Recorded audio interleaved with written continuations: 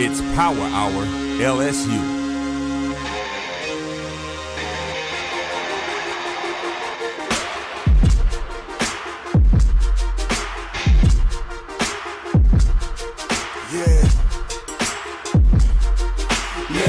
To the field, terror of the tiger, I'ma always keep it real. Everything gon' get devoured, it's the power.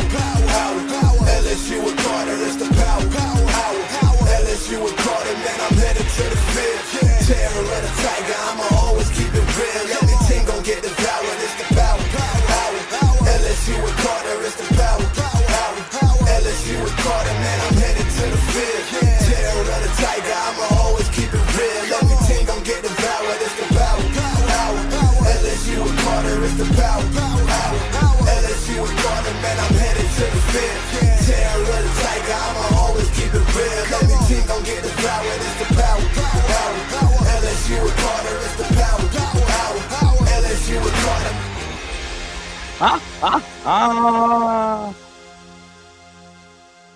Let's go, LSU fans. Lock the freak in. We're going to talk about Bryce Underwood. This has been the single one question that I have been asked about nonstop, and it's an uncomfortable truth about the quarterbacking position, not only at the collegiate level, but at the NFL level. It is an old man's game. Okay, so Julian Sayin is arguably the best quarterback in all of college football. He's one of the few younger quarterbacks who has been exceptional this season. And by younger, I mean either a year one or a year two player, because that is exactly what we're talking about. If LSU were to shell out the money, if Bryce Underwood were to enter the transfer portal, is it worth him coming in? And obviously he would come in and probably want to start right away. We did some reporting on this while Bryce Underwood, when he was interviewed with PHL. One thing that did mean a whole lot to him was early playing time, immediate playing time as a can't-miss five-star quarterback. But you go down the list of the absolute best quarterbacks in college football, they're the older guys. But you know what else is true?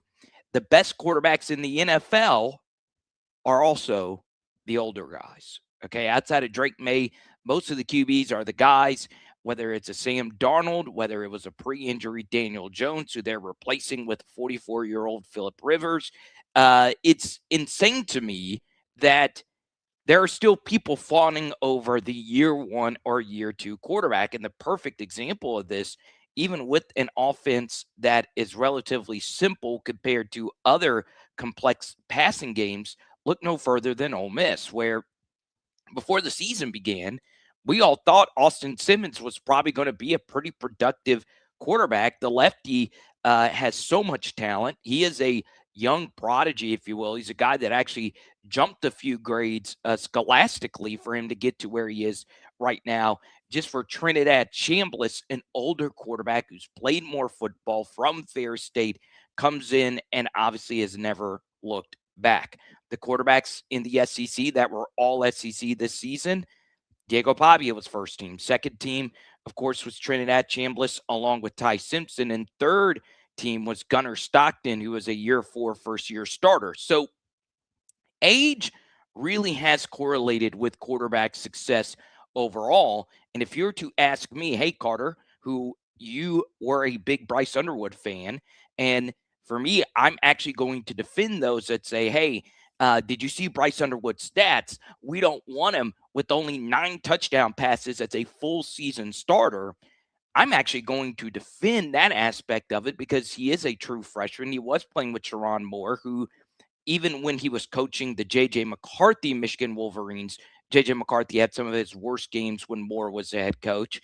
I just don't think that was a system where he was going to succeed at the level that we thought he was going to be able to succeed. So for me, I don't necessarily want Bryce Underwood to be the starter next year for LSU. I would be open to it, but at the same time, LSU needs 2 quarterbacks.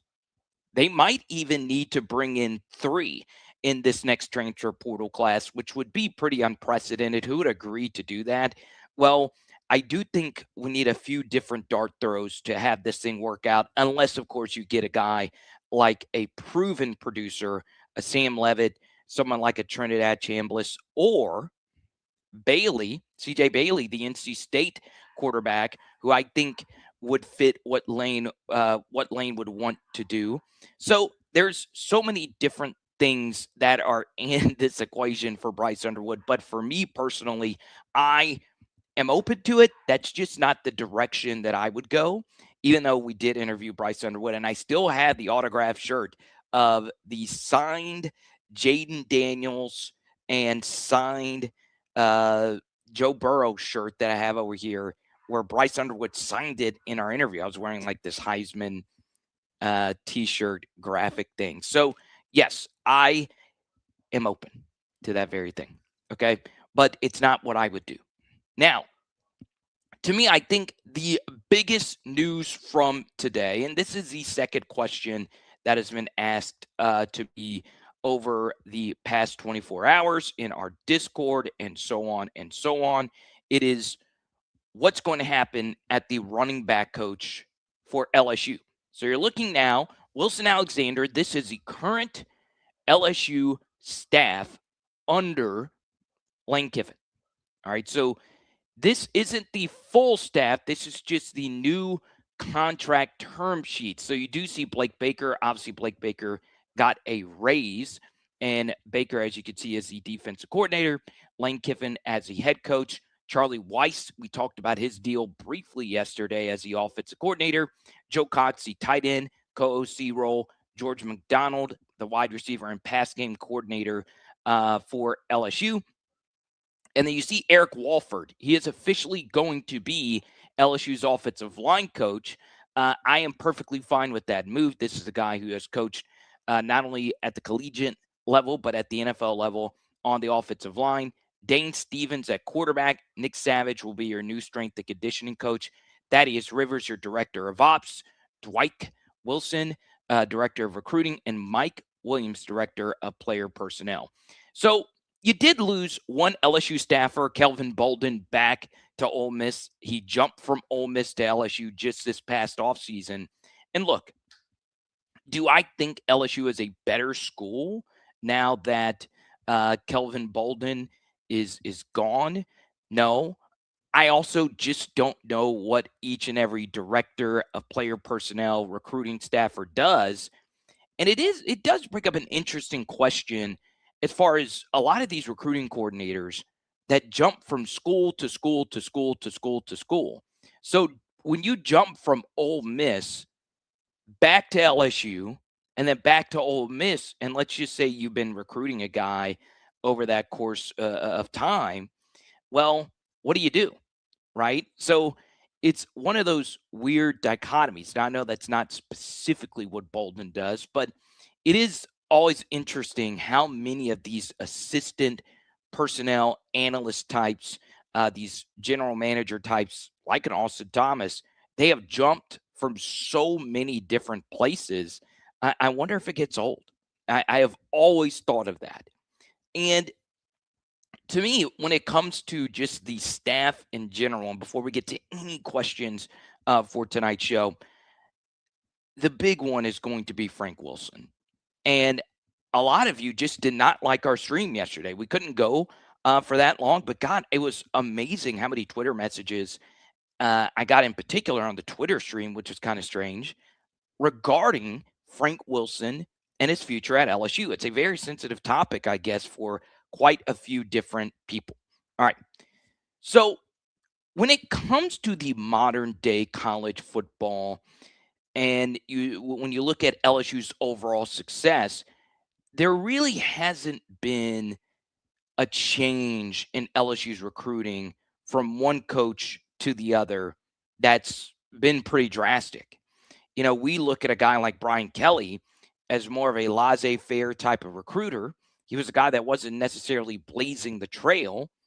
LSU's recruiting was fine under Brian Kelly. It wasn't elite. The development definitely wasn't elite. We whiffed on so many top 100 recruits that just did not pan out.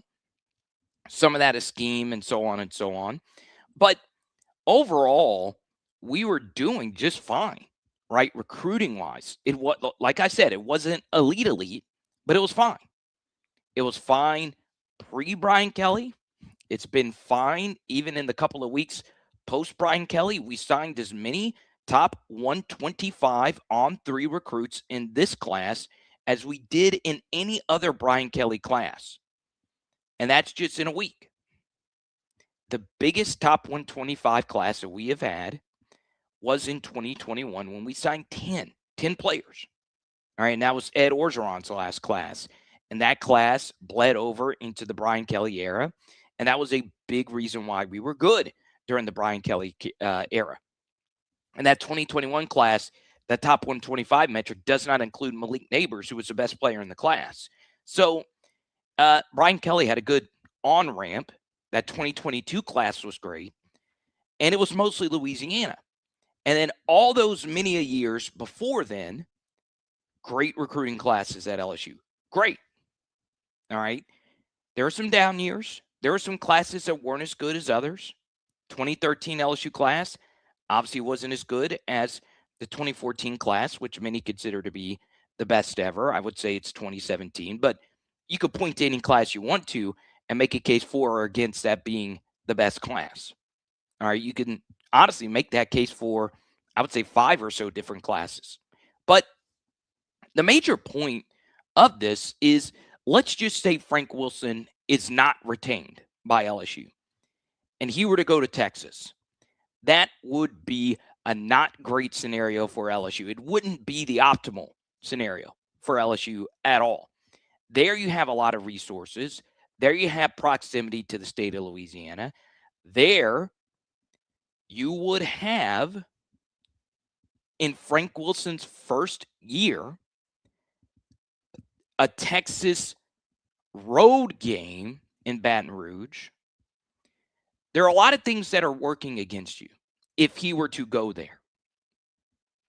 But my main point from yesterday is that LSU, regarding the state of Louisiana and the borders and all of that, is always still going to get the majority of the elite Louisiana prospects unless you just flat out get outbid. But even then, there's going to be so many kids in that state that grew up wanting to play at Louisiana State University. And that is going to win out at least 75% of the time. And now I understand NIL is different. And obviously Frank at Texas or just at any other SEC school would be something that you would need to worry about. But if Lane Kiffin wants Kevin Smith to be the guy, let that be the guy. Now, what I would also say is, yes, there is an offer sheet out there that's been passed around on Twitter that Kevin Smith's name was on. And my understanding of that is, well, Smith, we don't know what his future holds. And at the same time, Frank is still the head coach of the team. We have already seen other position coaches announced with the new LSU staff, while at the same time, we have not gotten rid of any of our position coaches. So we already have some overlap on this coaching staff. There will be a new wide receivers coach at LSU. Cortez Hankton is still coaching through the bowl game. So it's an interesting dichotomy, if you will. I do think, though, for me, and this is just me speaking, I would prefer Frank Wilson to stay. I would. I do think he's a difference maker. I do think as a recruiter, his resume speaks for itself. But I do think Kevin Smith is an exceptional running backs coach.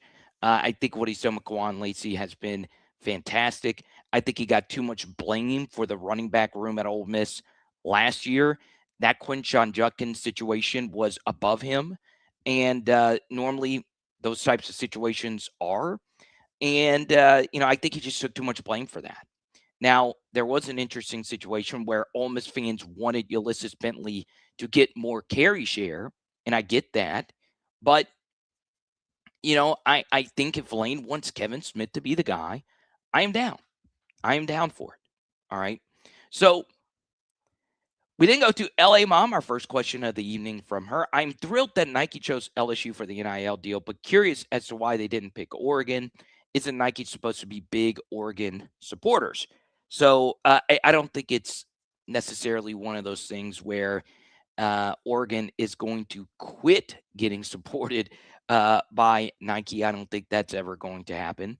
Even if the head coach of Oregon, Dan Lanning, were to come out and say, I don't want Phil Knight to be around here anymore, there would be no shortage of Phil Knight support for Oregon because he just loves the university that much. So, yes, it is true that LSU signed a pretty big NIL deal today with Nike, where there was 9 different student athletes, 2 from football, Trey Green, and of course, DJ Pickett. They were able to sign and really lock in for their futures at LSU. I have a hard time believing that they're going to leave now that they signed this apparel deal with Nike. It might be height related because obviously DJ Pickett is the tallest corner maybe we have ever seen in college football. And then, of course, Trey Green is probably the tallest tight end in college football himself. So what does that mean moving forward? Well, Nike signs this deal through 2036. Nike has been synonymous with the LSU brand. LSU has been with Nike throughout the championship era. And I'm really excited about the future with LSU and Nike. By the way, Nike, slide in my DMs. I will happily wear a Nike polo. I don't mind wearing a Sam's Club one, which is the one I am wearing right now. So it is interesting that we are in this spot where we're showing love to Nike. They don't need any support from us for them to be successful. But I am really excited, though, that more student athletes got some pretty big NIL deals from over the weekend. Okay. So one thing I would include in all of this, and I feel as if when it comes to this LSU staff, you will be in a spot where this staff under year one, under Lane Kiffin, is going to be under a lot of pressure to succeed. And the reason for that is because I do think LSU is going to be one of the highest spending schools of the transfer portal era this cycle. I'm not talking about next cycle. I think LSU is ready to get this ball rolling now. And I think they're also going to be in a spot where Lane Kiffin knows that this roster is not his guys. He's going to look at this roster and see that this was, to me, the least talented LSU offensive roster we have ever had in the championship era. And he is going to want to spend big. So when it gets out what that final price tag is actually going to be, there's just going to be so much pressure on LSU being the villains. Big bad LSU taking Lane Kiffin from Ole Miss. And guess what? Bring it on. I'm ready. I'm ready for year one expectations to be sky high. And they should be. They should be. You know, this idea of building a program and establishing a culture and all those different things, it's great. All that stuff matters. Culture, any other buzzword that you want to hear. But Kurt Cignetti at Indiana. Don't give me this Big Ten schedule malarkey. At Indiana, this is the single worst college football program maybe of my adult lifetime. The only thing I know about Indiana football is Antoine Randall L. Kurt Cignetti has this bitch rolling up there in Bloomington. He's got it rolling. He said, Google his ass. He wins. So I understand the SEC is tougher. I understand the SEC is a 9-game conference schedule. But with all the investments into the coaching staff and what we are going to spend in this portal, we better be ready to go in year one. Okay?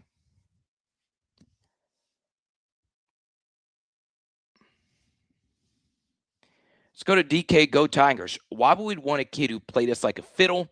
We have to have standards as a fan base. Underwood isn't the answer. I like a proven portal guy under Lane in year one. I think Lane's going to want that as well. Okay. What I don't think one thing I don't think that you could do with LSU next year is get a guy like Chambliss, if he gets the extra year of eligibility, and then also buy a guy like Underwood. It just wouldn't make a lot of sense to me if Bryce decides to leave.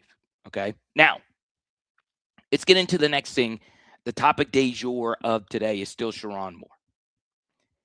Crazy, crazy, crazy story. And boy, I have a lot of thoughts on it. Okay. Obviously, this is an LSU related channel. I keep it mostly LSU and SEC related here. But this is the biggest story. This is bigger than Lane.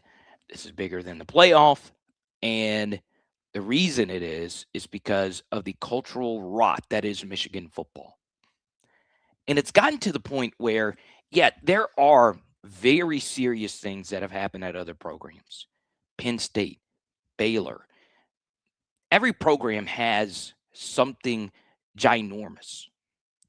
The thing, though, about Michigan that I find to be so fascinating is there are so many of these things of varying degrees of severity, and the diversity of these transgressions, if you will, are crazy. You obviously have the sign stealing situation. Then you have the offensive coach with those co-ed files, which is very creepy, very weird. And then we have this current situation with Sherrone Moore. And there's more. This is one of the darkest 3-year stretches I can remember in college football history. And who do we have to blame for this program in the long run to be remembered in a positive light? Well, it's Matt House. It is Matt House's fault. Because if we had a defense, Jaden Daniels would have put J.J. McCarthy in his rightful place as the second place team in college football that season. It wouldn't have been Kalen DeBoer and Michael Penix in that national championship game. It would have been JD5, Malik Neighbors, and BTJ taking home the hardware. So, Brian Kelly, if you're watching this right now, I hope to, dear baby Jesus, you get this Michigan job and return the favor for us to where we play you in the national championship 3 years from now, and we finally get that matchup we should have had back in 2023. Because if Michigan never wins that national championship, my goodness gracious, we would be a better society. We would be in a lot better society because that team was an awful watch, by the way. And, well, we wouldn't look back at that team and say, yeah, they won the Natty. Because here's the thing. As a Michigan fan, ask any of them out there. Yeah, they didn't want any of this to happen. Yeah, this is a very dark situation, and it can happen at any school. But they won the Natty. And Sherrone Moore was a big reason why they won the Natty. So it's a weird thing, if you will. But 2023 LSU should have been the national champions. Okay. Murphy says we need a 2-year quarterback. No, you don't.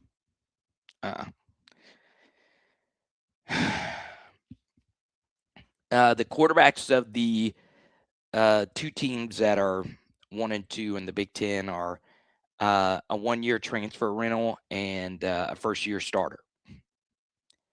So I don't think you need a 2-year quarterback. Lane's offense has been very diverse, where it has succeeded with a first-year backup transfer, and then it's also succeeded with Jackson Dart, who was a great quarterback over 3 years. Okay.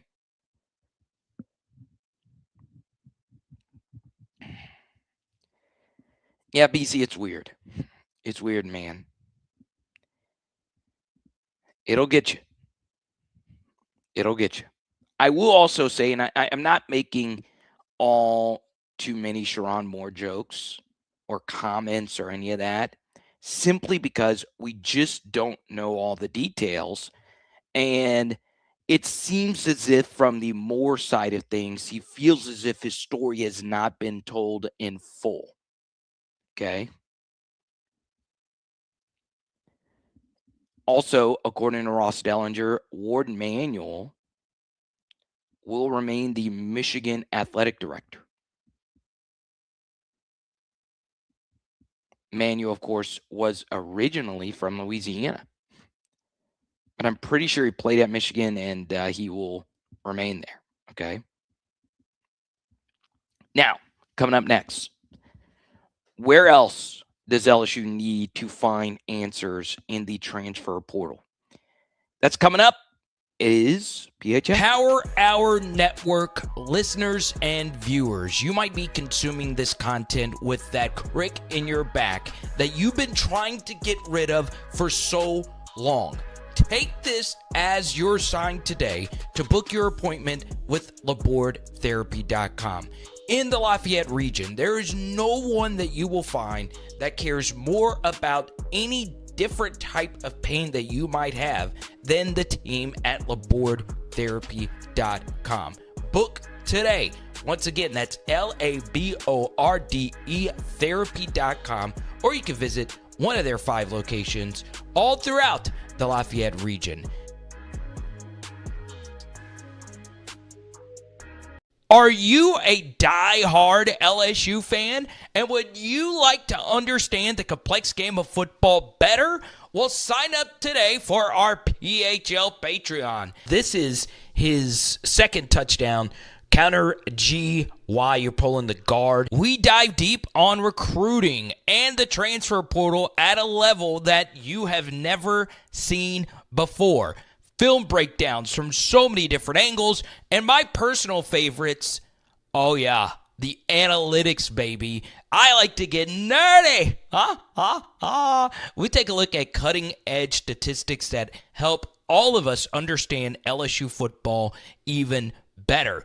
And guess what? Every new sign-up gets a Joe Burrow card in the mail for free. But we got to save the best for last. Our private Discord community of LSU fans from around the globe. Sign up today. Patreon.com/LSU football and put your name on our wall of patrons. Special thanks to everybody who's on here. Let's freaking go. Yeah, so LSU is going to have a difficult offensive line rebuild here because I just don't know how Lane is going to feel about the film from last year's offensive line to this year's offensive line. One thing I will say, though, that was really impressive from Lane's side of things is the Ole Miss offensive line in the first couple of weeks of the season was not good. I mean, the tape was atrocious. Their guys just did not look like Division I P4 offensive linemen. And as the season moved on, they just kept getting better and better and better. Some of that was Chambliss and his ability to run. But the truth is, they just got better. And you give Lane and that entire offensive staff all the credit in the world for getting them to where they are right now. So one thing you do need to factor in with the current LSU offensive lineman is maybe it was just a disastrous system that LSU had to deal with. It is going to be interesting where Brad Davis goes from here because this was one of the worst coached units I think I can remember to the point where he just simply had hardly anyone good enough to play at the P4 SEC level. And it was sad. It honestly was sad to watch. I felt bad commentating negatively about Brad every single week. But it's hard. It's really hard to coach his position. And I do think some of Brad's shortcomings was because of LSU's offensive ineptitude, whether it be play calling, whether it be Garrett regressing or any of those things. So it's tough. It's really, really, really tough to break down. So if you were to go down the list of positions, offensive line is by far the most important. What about wide receiver? I do think LSU is going to spend up. If you're going to spend up and get someone, you better make sure that they're dudes, right? The Nick Anderson situation was not great. Barryon Brown was wildly inconsistent, which was somewhat consistent with who he was as a player at Kentucky. Um, you know, if you're going to get someone, make sure that dude is a dude. And then, of course, you go to the defensive side of the football. Go get an elite pass rusher, spend up and get what you need to get at safety. And then that lends itself into me the biggest transfer portal target for me, and that is Derek Williams. The safety out of Texas is in the transfer portal. He has heavy ties to the state of Louisiana, as he was a 5-star recruit coming out of the state just a few years ago. And he is a guy that would be my number one target at the safety position. And I do think he's good enough to start right away for the LSU defense next year. Now, is he going to be as good as AJ Halsey? No, probably not. But he is very, very, very good. Okay. We say hi to First Lady Bryant. It's ironic that dog in the photo is actually, well, she was right next to me just a few minutes ago. But there you go. Sharon Moore must have been at an all-time low PNC. Imagine PNFing $13 million. Now, sometimes you got to release that energy. Sometimes you just got to. Let's go to Damon Blackburn. Well, you got to win the job, of course. Okay. What if Bryce Underwood gets here and one or two of the transfers plays better during the spring and summer? Well, if there is a coach who's not afraid to make that change, it would be Lane Kiffin. You know, it was interesting when you got the transfer of, I'm trying to describe this the best I can. So Spencer Sanders was a year 5 transfer for LSU. And Spencer came over. Jackson Dart was already the guy. And I was like, why would a year 5 player with 1 year of eligibility left play his final season as a backup? I was like, Sanders is going to start. Didn't work out. Did not work out.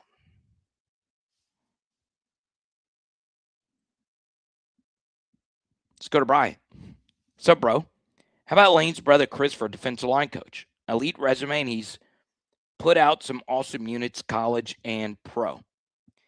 Yeah, so the Chris Kiffin situation is interesting. I would love for him to be a part of the staff if Lane feels he is, best suited to be a part of the staff. He's more than likely going to be a permanent member of the staff. His nephew, Lane's nephew, which is Chris's son, is always seen around the facility. Why not? But of course, you look at this defensive staff for LSU, it's been pretty good. So Brian's point is, why not put Chris Kiffin on the defensive coaching staff? It's a good question.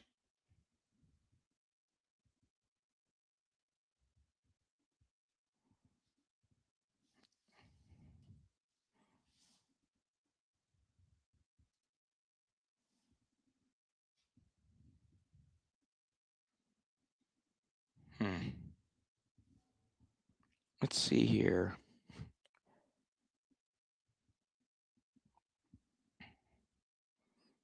Uh-oh.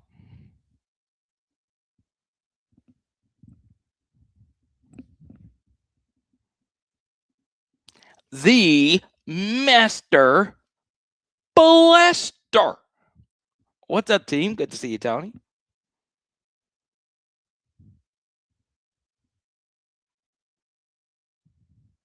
All right, here's what we're going to do. In the next 5 to 10, I'm going to answer as many questions as I possibly can. If you super chat, we'll keep this party moving. I do have something else I have to do this lovely evening.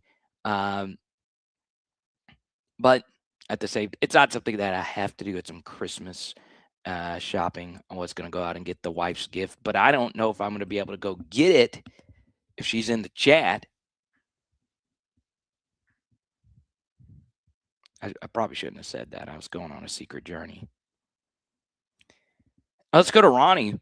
What do I think about this Kalen DeBoer situation? This really makes me nervous. There's no way Lane would leave for Alabama, right? I don't like this. I mean, there's always a way. You never say never in college football, especially with Lane Kiffin. But I do not think he's leaving LSU. I think there is a very low likelihood he is to do that.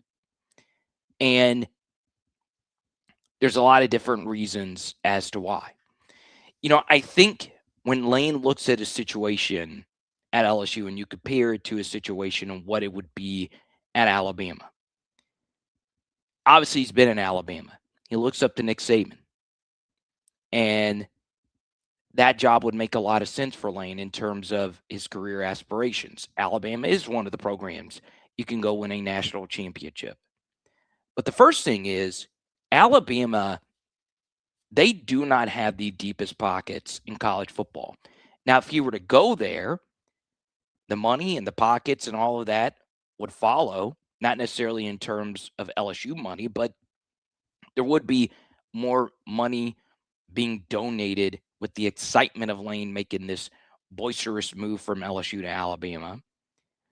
The problem, though, with that from Lane's perspective is obviously the logistics of doing everything you just did just to do it again before the start of this next season.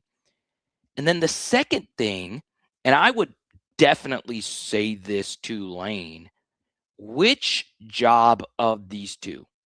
Take away the national championships, take away the pros and cons of every single thing about this job.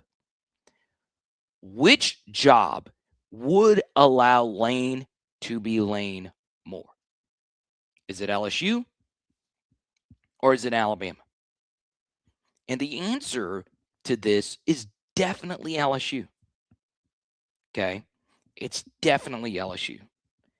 Remember, of any major college football program that has won big over the past couple of decades, there is not a single program in college athletics that has celebrated the individual more than LSU. There's not as many individual stars throughout sports that comes close to LSU. They celebrate it. They embrace it. They let you be you. And while Lane could have done that for forever at Ole Miss, and Ole Miss would have the build statue BS that they've spatted out nonstop, and the rehabilitation image, the documentary, and all of that. The truth is, LSU is going to give Lane the best of both worlds. It's going to give him the chance of him still doing the quirky things that he would do, and then the chance of actually winning a national championship. Whereas at Alabama, Alabama's about the A. Alabama's about the machine. Alabama's about the brand, the program. And LSU's about the program too.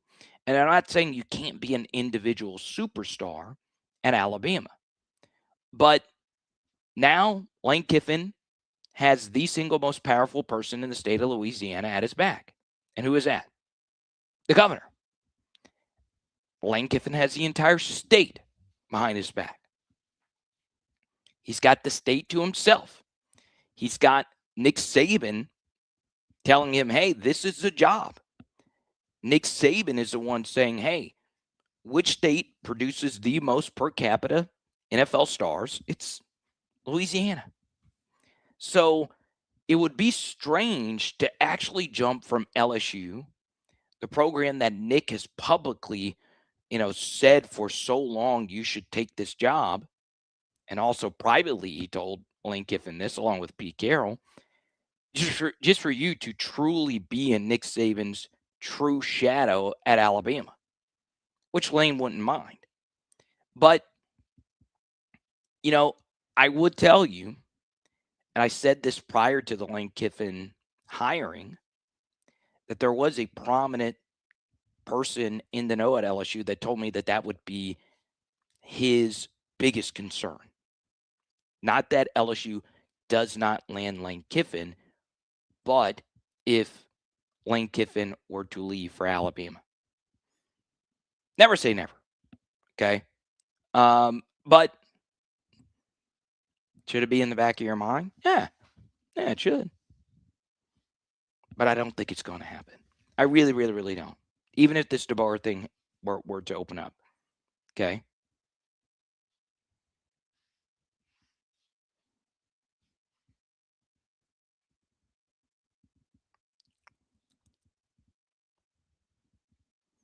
-3 yards rushing by Alabama this weekend. This is, once again, the second consecutive year where Alabama has absolutely fallen off a cliff. And to me, the sign of a greatly coached team is a team that gets better as the season moves on. That was not the case with Alabama over the past couple of seasons. It just wasn't. All right. Now, I want to go through a few other things before we skedat here. The first is, when you look at LSU as a team, as they get ready for Houston in this bowl game a little bit later in the month, what are some things you want to see from this bowl game from an LSU perspective? Well, the first for me is who is actually even going to play in this game. But you go back to the actual game last year versus Baylor, and one thing that really helped out the LSU coaching staff when it came to that game versus Baylor is that the defense of LSU's got absolutely torched by Sawyer Robertson and Baylor. Now, Sawyer is a really good quarterback, and he was a really good quarterback this year for Baylor. And Baylor had decent weapons, but it wasn't as if this was a top 10 college football offense last year. They had a career day in that bowl game versus Baylor. So the reason that was important is that was the first game that we played without Major Burns and Sage Ryan. So with those two out of the picture, we got to see what the young defensive backs could do without those two in the lineup. Because what was the thing that everybody had been saying? Well, let's take a look at this LSU defense without Major Burns and Sage Ryan. So what happened in the actual game? What happened? Well, defensively, we got abused. Left and right, right and left, intermediate, deep, short, run game, all of it abused. Now, we did have a pick six by Keys in that game, Devon Keys, but that was deflected right into his hands. So that was a really good opportunity. It was another data point for our defense and the young guys who played in that game to let us know that we could not rely on those young guys going into next year. And that helped us make the picture clearer for where we truly needed to address in the transfer portal. I kid you not. As much LSU football I have watched this season, you guys have watched all these games as well. But as many of you know, we do film studies. We cover basically every play in the film studies. I watch every play, not only from, the broadcast angle. I do get all 22. I watch it, and sometimes I do the film study for the all 22 perspective. And one thing that was interesting to me is if you truly watch from a play-to-play perspective, so much of our defensive success was A.J. Halsey saving our ass. It really was that. Was the scheme better this year? Sure. Our players were also better. And so, once again, so much of what we did was A.J. Halsey week in and week out, saving our rear ends. Now, it was Mansour Delane as well, and he was the best player on our team. I don't think anyone would disagree with that. But so much of what teams did was negated by an A.J. Halsey tackle to prevent a play from going from a 10-yard gain to a 25-plus yard gain. There's a gazillion examples of this. So what I would do if I were LSU is say, hey, we really need to find some other Mansour Delane to stick into this defense. Well, we do get DJ Pickett back, and we also get PJ Woodland back. One thing after rewatching all of these games over and over and over again, I could argue replacing AJ Halsey is just as important, if not more important, for what he did for our defense. And I would heavily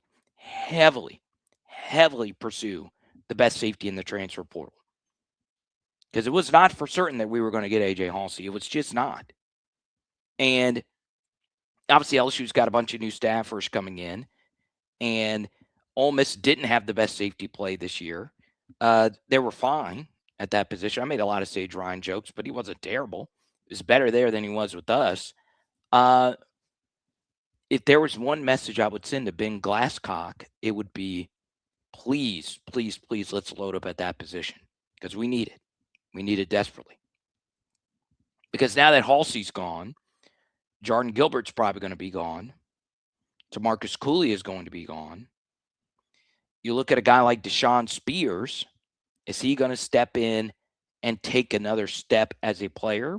As a former top 100 recruit, he graded really positively for PFF, but at the same time, he wasn't an every down player.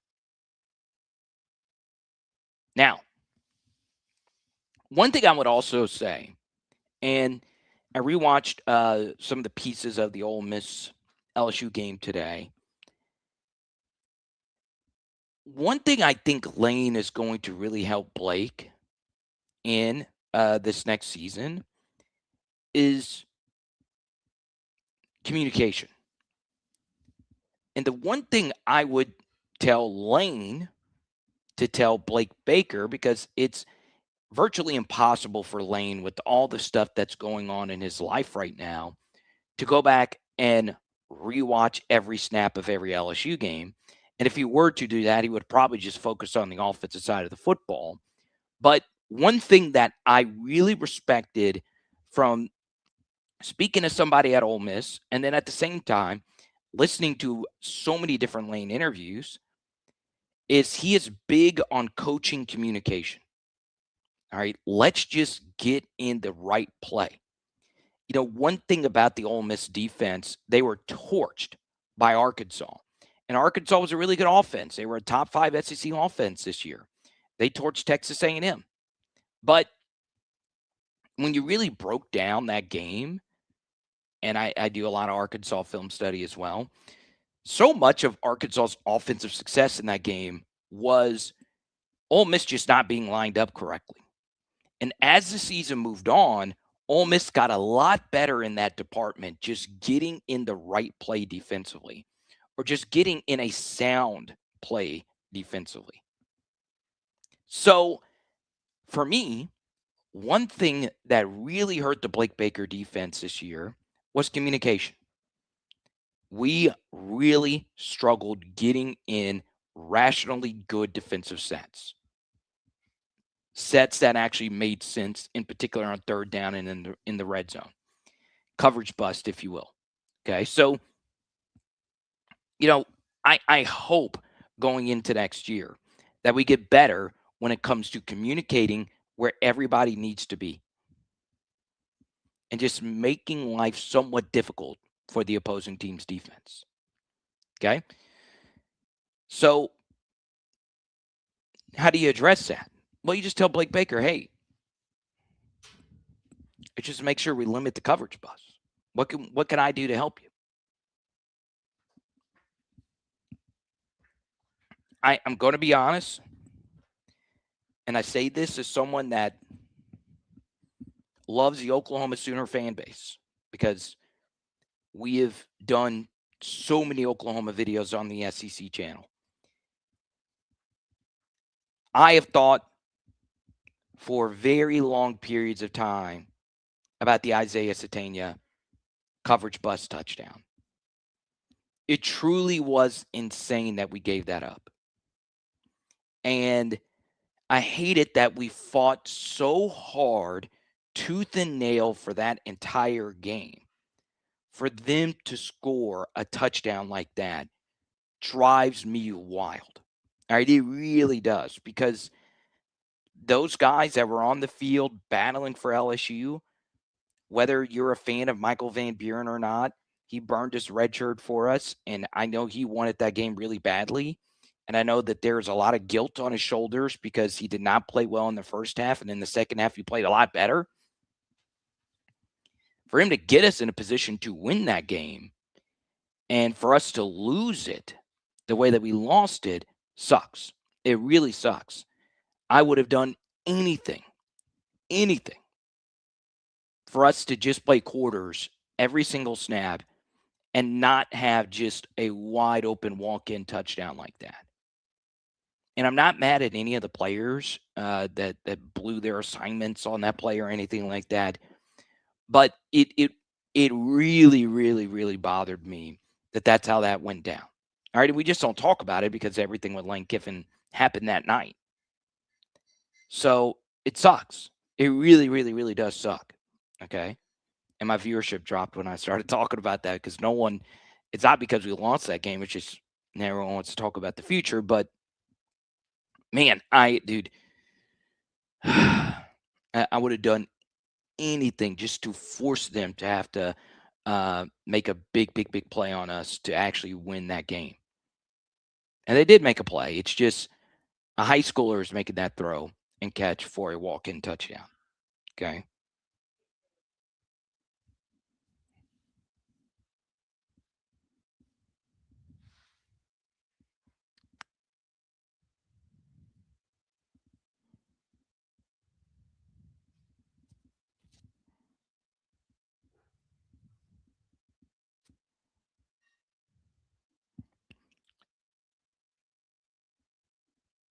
I'm out of wait, how am I out of context? What's up, Cole? There's one more thing I want to address, and I want to get more clarity on this before I dive a little bit deeper into this. And two of you specifically sent this to me. Mike sent this to me, and then it was either Julie or someone else. I'd have to go look in my messages, but actually, no, it wasn't Julie. Either way. So there's this recording going around of what sounded like an AI call or whatever, of like Kevin Smith, Kwan Lacey. It sounded like it was Lane on the call or whatever. I don't know. I don't know what's going on with that.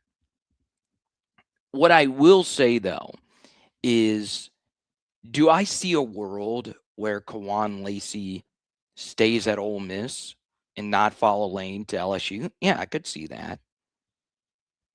You know, the funny thing about the Kwan Lacey situation is he himself is obviously a special talent. He is flat out great. But so much of his success is this system, right? And he could still be a very good running back with Pete Golding and the system that they're going to run there. The truth, though, is I think Kwan Lacey wants to follow Lane. I do. And I also think Kwan Lacey wants Kevin Smith to be his running back coach.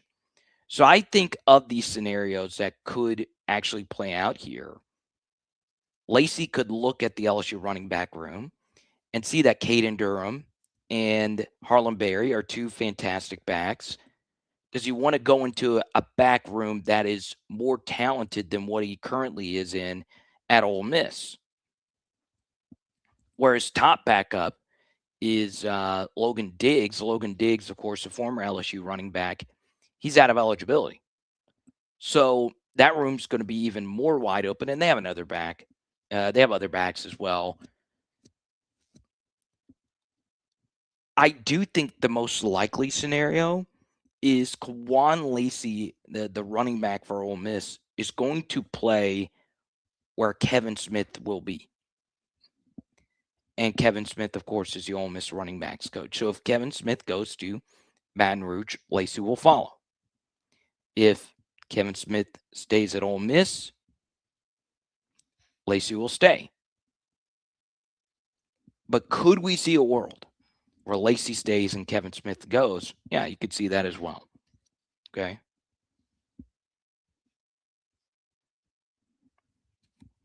Let's go to Cole. He said, you can't have Baker's defense playing lights out and gambles while playing quarters on the back end. That's ridiculous. Yeah, and it is on, the coverage bust, if you will.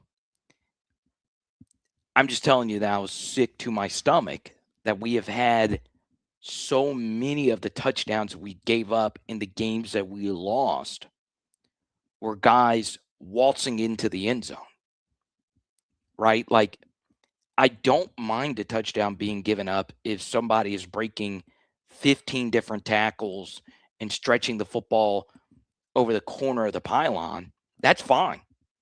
All right, they earned it. They went out there and made a play. It's just there were so many touchdowns that were scored this season where guys were just walking in backwards into the end zone. And that to me is unacceptable. You just simply can't have that. And that gets into, is the defense maybe too complex? I don't want Blake to lose his aggressiveness. It's just you want to make offenses work as hard as they possibly can to score. Okay.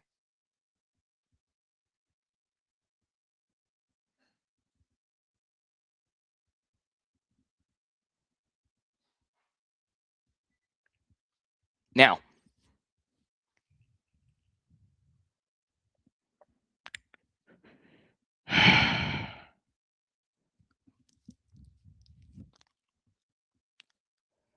see here.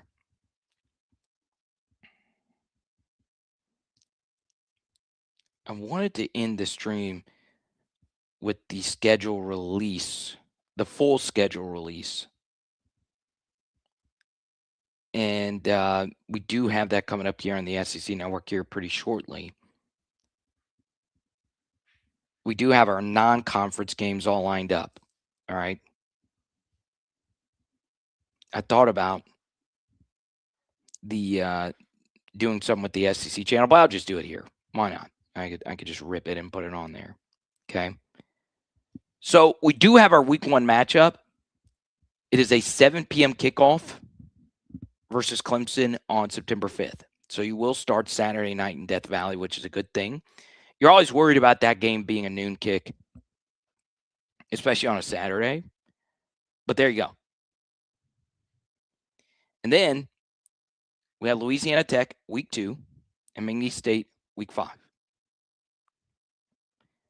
So here's what I'm going to do. I'm going to open it up to you. I was going to start a separate stream on the SEC channel, but type Y for yes, type in for no if you want me to do a full schedule release here. This might take a while, though. I don't know how they're actually going to unload the schedule. All right. Because for me,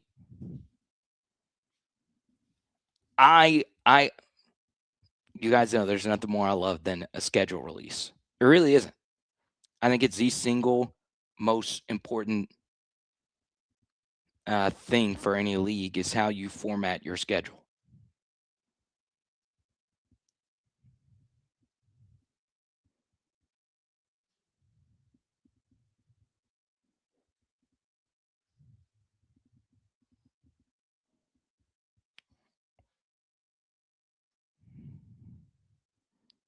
Let's see. It is kind of crazy to me that they're doing the schedule release during the season. I know they did it. They've done it in years past. I probably would have just waited till the end of this college football season from just a scheduling or just from a viewership format. I don't know. It's a broadcast nerd in me.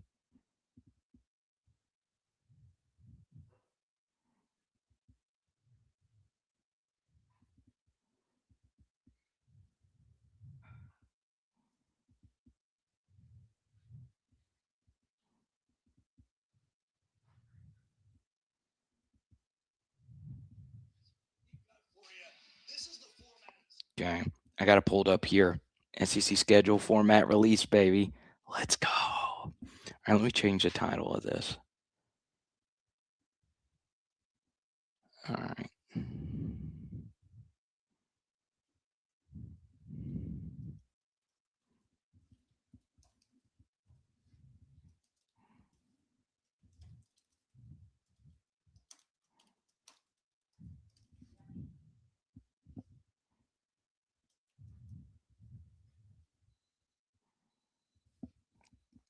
Let's do it.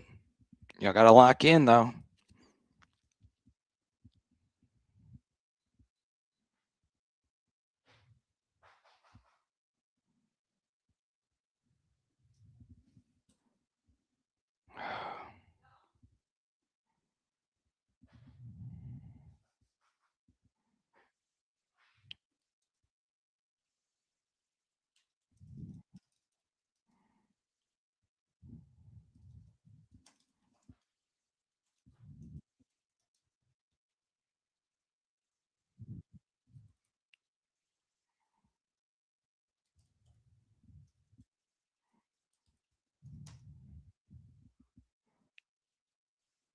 Okay.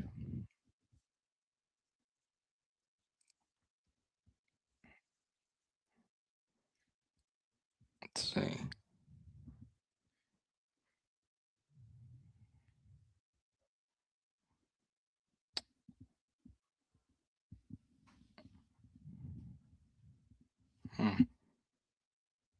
Go on, LSU Monster.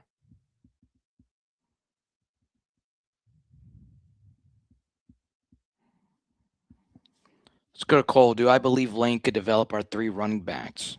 BK overbulked Caleb Jackson. No one worked with him on style and scheme. I will say, and once again, I miss things all the time. I do. But Caleb Jackson not being good is shocking. Like, it's one of those things where it just did not make a lot of sense that Caleb Jackson was simply unplayable, where he wasn't even slightly a factor in 2 consecutive seasons, knowing what he would do at LSU practices. Okay.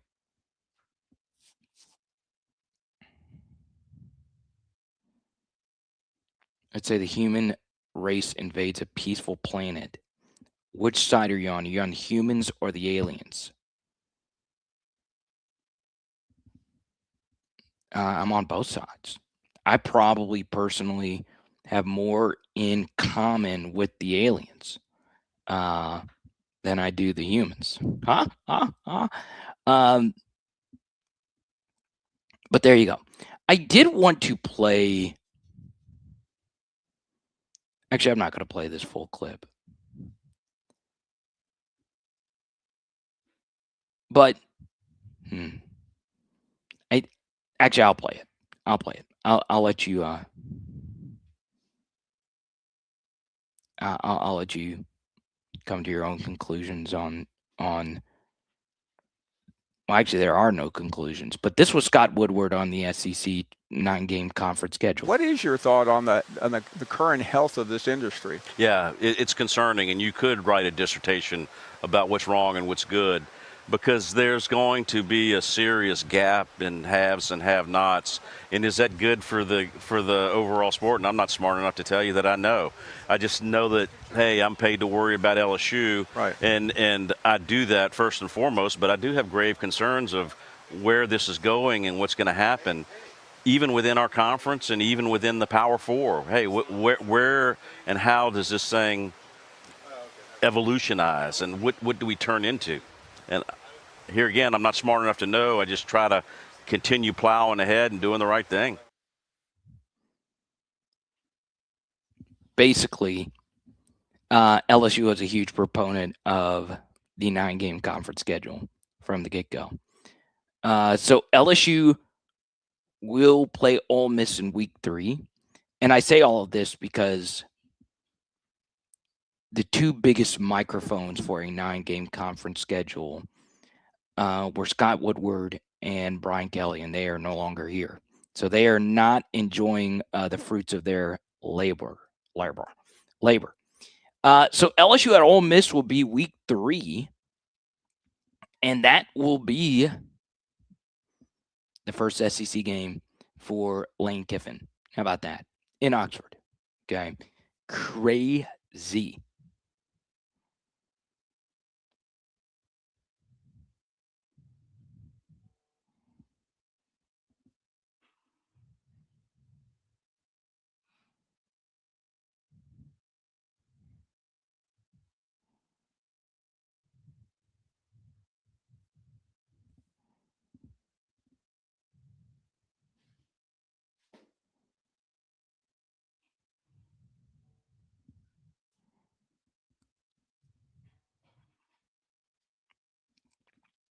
And then LSU, game 4, will be Texas A&M. So this is what you sign up for with a 9-game conference schedule. And once again, I am a proponent of a 9-game conference schedule. But you're going to have more brutal back-to-backs. Ole Miss and Texas A&M, it's going to be crazy.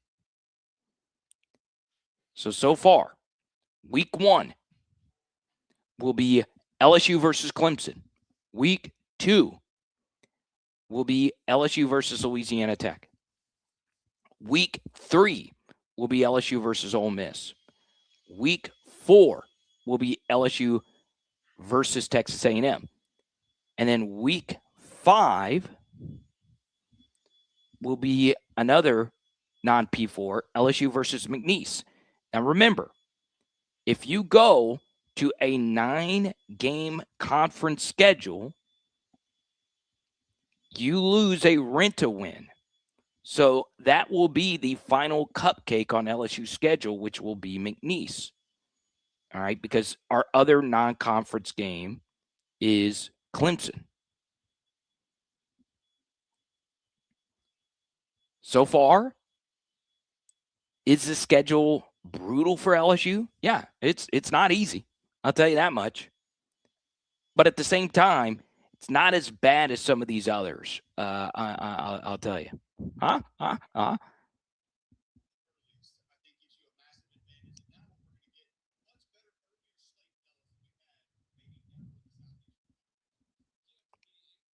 Okay. So Cole Kublik made the good point that you're going to get better early slates in the Southeastern Conference. Well, there's a trade-off for that. Okay. There is a massive trade-off where it gets harder. There's going to be more injuries. There's going to be more losses to go around. There's going to be more teams out of the playoff race. So I do think the SEC knows some things that aren't quite public. They like where they were with the College Football Playoff Committee. But what I think the SEC is going to do is really strong arm this College Football Playoff Committee to go to 16. Because if you stretch out to 16 and you look at a lot of these college football playoff rankings over the years, a lot of these 12, 13, 14, 15 teams are SEC teams. And if you're in a 16-team playoff, guess what? Texas and Vanderbilt would also be in the field.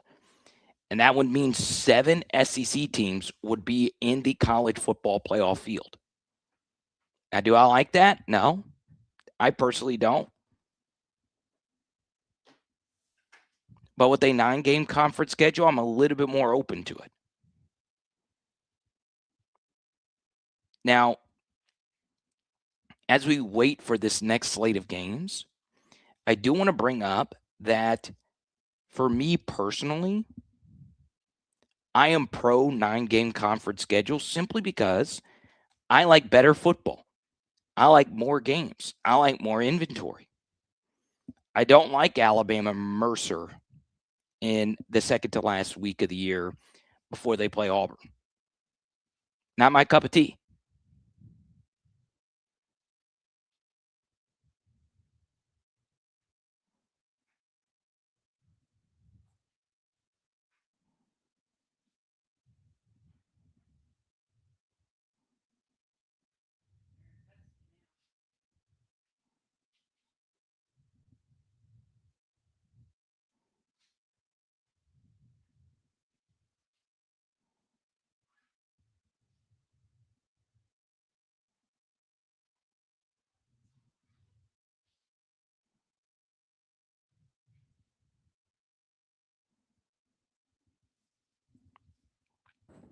So type Y for yes, type in for no if you're in favor of the 9-game conference schedule.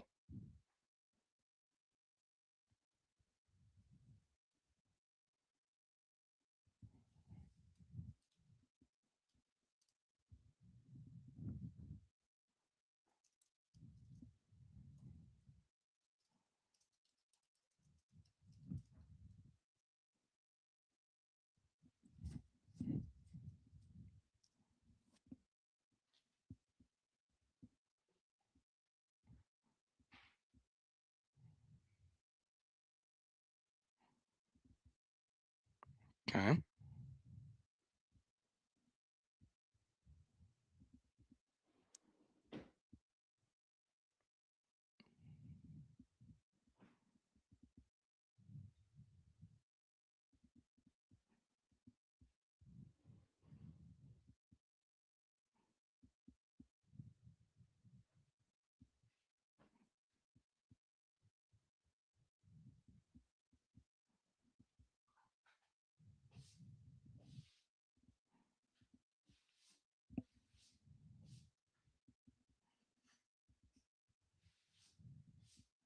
Dang, Louisiana Tech is getting $1.6 million for the rent-a-win.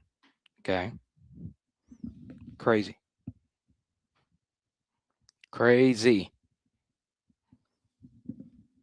All right, here's what we're going to do. I do need to go do this thing for Christmas. I referenced it a little bit earlier. We will go live here in roughly an hour to just fully react to the LSU schedule release, and we'll go from there. So let me go take care of this matter, and we'll be right back. It's nothing serious. I just want to make sure I get all my gifts for the wifey and the nieces all lined up. So we'll be live here in roughly an hour to go through all the schedules. We'll also go through the rest of the SEC schedules at 20. We just don't know what time a lot of these games will kick off. We probably won't know until later in the summer, but we do know for certain LSU versus Clemson is a night game. We'll be back soon. It is Power Hour LSU. Boom. Shout out to our top super chatter, Mr. Brian. And tonight we are doing lasagna. Let's go.